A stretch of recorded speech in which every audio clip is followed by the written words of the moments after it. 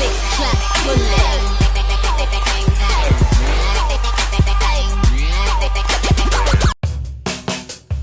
Entry e-ticket, the best place to book tickets for movies, amusement parks, events, sports and workshops.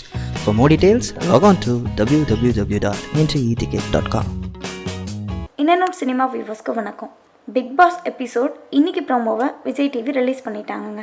அந்த ப்ரோமோவில் என்ன நடக்குதுன்னு பார்த்தீங்கன்னா, நடிகர் கமல்ஹாசன் வந்து பிக் பாஸ் இன்னையிலேருந்து 9:30 மணிக்கு டெலிகாஸ்ட் ஆகும் அப்படின்னு சொல்கிறாரு. பிக் பாஸ் எபிசோடோட 100வது நாள் இன்னைக்கு தாங்க. ரூல்ஸ் படி பார்த்தா பிக் பாஸ் இன்னையோட முடிஞ்சிருக்கணும். ஆனால் விஜய் டிவி அவங்களுக்கு ஏற்ற மாதிரி 6 நாள் எக்ஸ்டெண்ட் பண்ணிட்டாங்கங்க. அதை சொல்கிறதுக்காகவும் பிக் பாஸ் இன்னையிலேருந்து 6 மணிக்கு லேட்டாக டெலிகாஸ்ட் ஆகும் அப்படின்றத சொல்கிறதுக்காகவும் நடிகர் கமல்ஹாசனை வச்சு ஒரு ப்ரோமோவை ரிலீஸ் பண்ணிட்டாங்க விஜய் டிவி.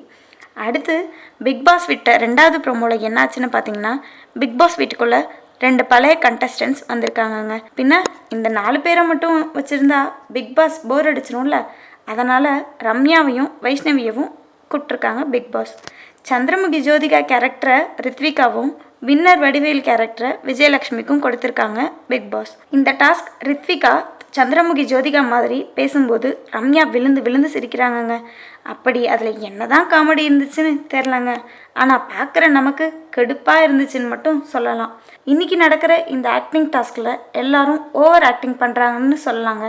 இதனால் ஃபேன்ஸ் ரொம்பவே டிசப்பாயிண்ட் ஆகிட்டாங்கன்னு தான் சொல்லணும். அடுத்த விட்ட 3வது ப்ரோமோவில் விஜய் டிவி ரசிகர்கள் எதிர்பார்க்குற மாதிரி விட்டுருக்காங்கன்னே சொல்லலாங்க.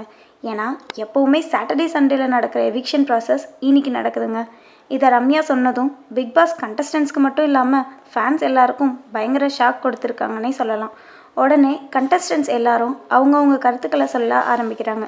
ரித்விகா இவங்க கூட சண்டை போட்டு நான் இப்போ வெளியே போனேன்னா நான் ஹாப்பியாக தான் இருப்பேன் அப்படின்னு சொல்கிறாங்கங்க.